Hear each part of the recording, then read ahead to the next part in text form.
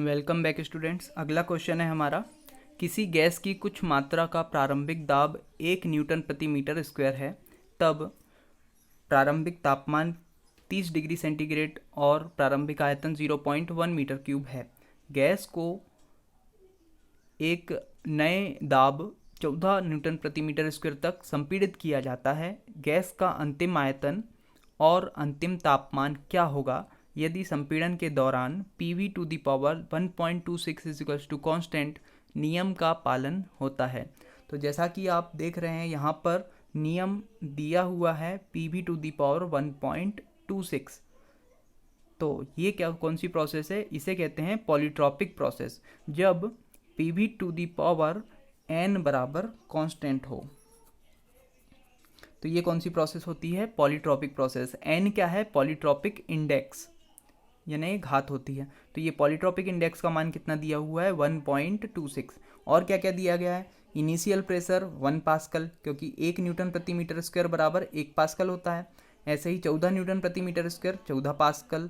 T1 दिया हुआ है 30 डिग्री सेंटीग्रेड और V1 दिया हुआ है 0.1 मीटर क्यूब। तो हमें V2 और T2 का मान पता करना है। तो जैसा कि नियम दिया गया है PV to the power n बराबर कांस्टेंट, तो इससे हम क्या बना लेंगे? P1 V1 to the power n बराबर P2 V2 to the power n। अभी n का मान नहीं रखते हैं, पहले हम दोनों फॉर्मूले बना लेंगे। देखिए, इस फॉर्मूले में जब हम मान रख देंगे तो V2 का मान आ जाएगा आसानी से। सबसे पहले V2 का मान आ जाएगा, क्योंकि P1 का मान हमें दिया गया है, V1 का मान भी दिया गया है और P2 का मान भी दिया गया है।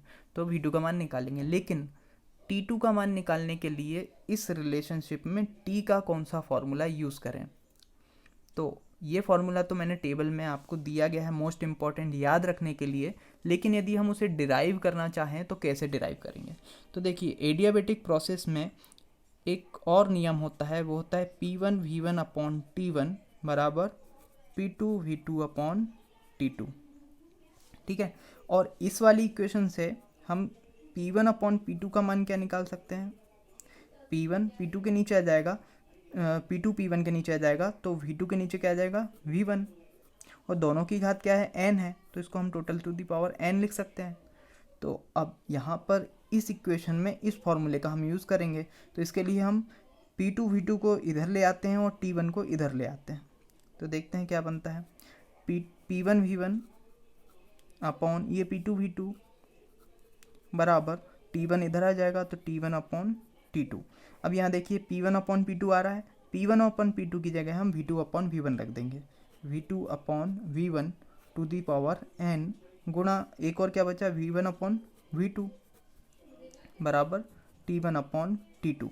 ठीक है, हम आधी दूर तक पहुँच चुके हैं। अब यहाँ पर बस एक चीज़ हमें करना है कि जब हम इन दोनों को आपस में बदल देंगे तो क्या होगा? V2 upon V1 to the power n इंटू V2 अपॉन V1। तो इसके ऊपर भी -1 की पावर हो जाएगी, इसके ऊपर भी -1 की पावर हो जाएगी। तो दोनों के ऊपर की जो -1 की पावर है उसको हम यहाँ लिख देते हैं, बराबर क्या हो जाएगा? T1 upon T2। तो देखिए, जब गुणा होता है एक जैसी क्वांटिटीज़ का तो घातें जुड़ जाती है। ये भी V2 अपॉन V1 है, ये भी V2 अपॉन V1 है, तो घातें जुड़ जाएंगी।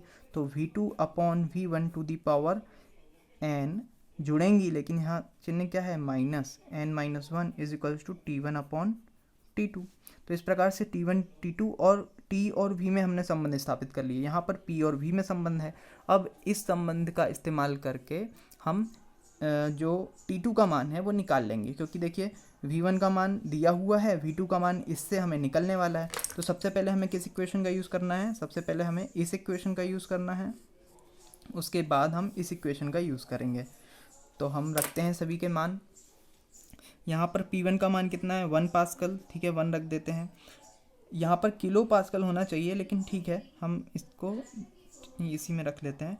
मल्टीप्लाइड बाय V1 का मान है 0.1 इज इक्वल्स टू P2 का मान है 14 is equals multiplied by V2 to the power n। अब देखिए यहाँ पर n की वैल्यू हम रखना भूल गए, 0.1 टू दी पावर 1.26 और यहाँ 1.26। तो अब देखिए इसमें हम सॉल्व करते हैं। एक का गुणा किसी भी संख्याओं में तो वही संख्या बचती है, तो इसलिए एक का गुणा करने की ज़रूरत नहीं है। 0.1 टू दी पावर के लिए ये एरो वाला साइन लगाएंगे। ठीक है, ये सॉरी ये एरो वाला साइन लगाया और फिर 1.26, तो इससे हमारा मान आ जाएगा, ये आ गया मान। ठीक है, तो ये आ गया, और इसके डिवाइड में क्या करना है, 14 करना है।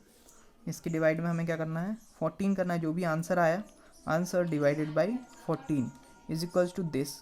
अब ये आ गया मान, देखिए v2 to the power 1.26 is equals to 3.93 मान लेते हैं, इंटू 10 टू दी पावर -3। जब कैलकुलेटर में इस प्रकार से -3 आए तो इसे भूलना नहीं है, 10 टू दी पावर -3। ठीक है, तो इसे ध्यान से देखने के बाद हम यहाँ पर अब देखते हैं कि ये क्या होगा। तो v2 इज इक्वल्स टू क्या हो जाएगा, इसकी पावर जो है वो यहाँ पर आ जाएगी। कैसे आएगी, 3.93 into 10 to the power -3 to the power का साइन हम ये वाला बना लेते हैं, और यहाँ पर जब ये पावर आएगी तो क्या हो जाएगी, 1/1.26। ठीक है, तो इसका मान हम निकाल लेते हैं। तो 3.93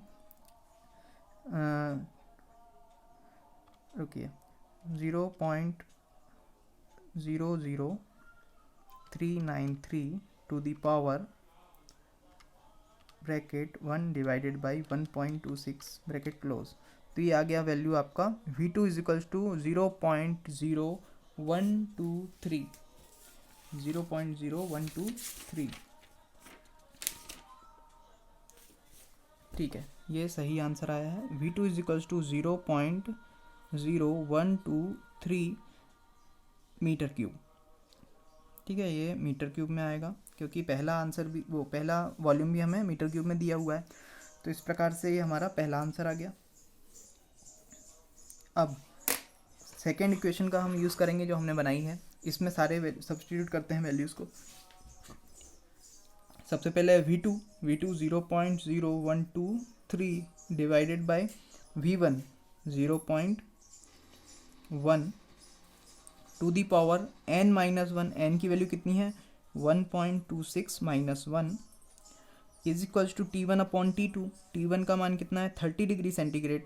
अब देखिए यहाँ पर हम इसका जो मान है वो डिग्री सेंटीग्रेड में नहीं रखेंगे, हमें इसे केल्विन में रखना होगा। तो जब केल्विन में रखेंगे T1 का मान, तो इसमें क्या करना पड़ेगा, 273 जोड़ना पड़ेगा। इसमें 273 जोड़ेंगे तो इसका केल्विन में वैल्यू आ जाएगी 303/T2। तो यहाँ से T2 का मान क्या आ जाएगा, देखिए T2 इधर जाएगा और ये पूरी वैल्यू किसके आएगी, नीचे आएगी 303 के नीचे। तो हम धीरे धीरे पहले सॉल्व करते हैं, पहले इस ब्रैकेट को सॉल्व करते हैं। 0.0123 डिवाइडेड बाई 0.1, जिसकी वैल्यू आ गई 0.123। इसको सॉल्व किया, यानी कुल मिला के 10 का गुणा कर दिया, तो यहाँ पर 0.123 to the power, answer to the power कितना हो जाएगा, 1.26 में से 1 गया तो 0.26 बचेगा, इज इक्वल्स टू कितना आ गया, 0.57 या 0.58 मान लेते हैं। तो ये आ गया कितना, 0.58 इज इक्वल्स टू 303/T2। तो यहाँ से T2 बराबर क्या हो जाएगा, T2 इधर जाएगा, 303/0.58। तो 303 डिवाइडेड बाई 0.58, तो ये कितना हो गया, 522.4। ठीक है, ये किस में आया, केल्विन में, क्योंकि वैल्यू हमने केल्विन में रखी थी। इसमें से यदि 273 हम घटा देते हैं तो किस में आ जाएगी, डिग्री सेंटीग्रेड में। तो ये कितनी आ गई, is equals to 249.4 degree centigrade. तो इस प्रकार से हमारा ये दूसरा आंसर भी आ गया, T2 is equals to 249.4 degree centigrade. तो ये एक आंसर, ये एक आंसर। तो इस प्रकार से इस क्वेश्चन को हमने इजीली सॉल्व कर लिया। तो यहाँ पर चार्ट बहुत उपयोगी है, और जैसा कि मैंने आपको डिराइव करके बताया तो वो भी काफ़ी इम्पॉर्टेंट है और आपको काम आएगा। ठीक है, इस चार्ट को एक बार हम थोड़ा सा ब्रीफली डिस्कस कर लेते हैं। तो देखिए यहाँ पर सबसे पहले है समदाब प्रक्रम, कांस्टेंट प्रेशर प्रोसेस में P∆V होता है। इसके बाद हीट ट्रांसफ़र की value mCp∆T, constant pressure heat, specific heat at constant pressure आ जाएगी। और यहाँ पर जो हीट होती है वो किसके बराबर हो जाती है, एंथैल्पी चेंज के बराबर हो जाती है। और PVT रिलेशनशिप कैसा हो जाता है, T1/T2 बराबर V1/V2। समायतनिक प्रक्रम या आइसोकोरिक प्रोसेस, तो इसमें वर्क डन 0 होता है क्योंकि कांस्टेंट वॉल्यूम पिस्टन मूव नहीं होगा, है ना, तो उस कंडीशन में गाड़ी भी नहीं हिलेगी तो कोई कार्य नहीं होगा। यहाँ पर कांस्टेंट वॉल्यूम की स्पेसिफिक हीट आ जाएगी mCv∆T, और ये किसके बराबर होती है आंतरिक ऊर्जा परिवर्तन के बराबर। यहाँ पर पीबीटी संबंध क्या हो जाएगा, T1/T2 बराबर P1/P2। अगला है समतापीय प्रक्रम। समतापीय प्रक्रम में वर्क डन और हीट ट्रांसफर दोनों की वैल्यू देखिए एक बराबर है, तो केवल एक ही फॉर्मूले में आपका काम हो जाएगा, और इसमें भी P1V1 बराबर होता है P2V2 के। तो समतापीय प्रक्रम और आसान हो गया। इसके बाद आता है रुद्धोष्म प्रक्रम। रुद्धोष्म प्रक्रम में क्या चीज़ इंट्रोड्यूस होती है, एडियाबेटिक इंडेक्स गामा, और जिसका मान कितना होता है 1.4। ठीक है, इसके लिए हीट ट्रांसफर 0 होता है रुद्धोष्म प्रक्रम में, जैसा कि रुद्ध ऊष्म यानी ऊष्मा को अवरुद्ध करना, ऊष्मा का ट्रांसफर नहीं होना, तो इसलिए डेल क्यू क्या होता है 0 होता है। और पीवीटी में संबंध ये होता है, ये बहुत ही इंपॉर्टेंट है, मैंने नीचे भी लिखा है और जिसे अभी हमने स्थापित भी किया है, T1/T2 बराबर V2/V1 टू द पावर गामा-1। ये देखिए यहाँ पर T1/T2 बराबर V2/V1 टू द पावर गामा-1 या n-1 पॉलीट्रॉपिक प्रोसेस के लिए प्रूफ किया है अपन ने।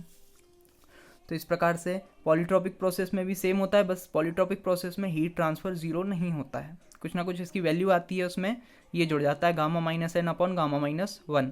इसमें सभी गामा की जगह पर n रख दो, आपका फॉर्मूला पॉलीट्रॉपिक का हो जाएगा। मुक्त प्रसार भी एक प्रक्रम होता है, इसमें कार्य भी शून्य होता है, हीट ट्रांसफर भी शून्य होता है, इसलिए पीवी ग्राफ बनाया ही नहीं जा सकता, पॉसिबल नहीं है। और एक और नया वर्ड होता है आइसेंट्रोपिक प्रोसेस। तो रिवर्सिबल एडियाबेटिक प्रोसेस को हम आइसेंट्रोपिक प्रोसेस कहते हैं, और पीपीटी संबंध इसका यही होता है। रुद्धोष्म प्रक्रम के जो नियम है वही आइसेंट्रोपिक में भी लगेंगे, लेकिन आइसेंट्रोपिक कब होती है रुद्धोष्म प्रक्रम, जब वो रिवर्सिबल हो, यानी प्रतिक्रम्य रुद्धोष्म प्रक्रम आइसेंट्रोपिक प्रोसेस कहलाता है। ठीक है, तो इस प्रकार से हमने इसे देख लिया। Thank you.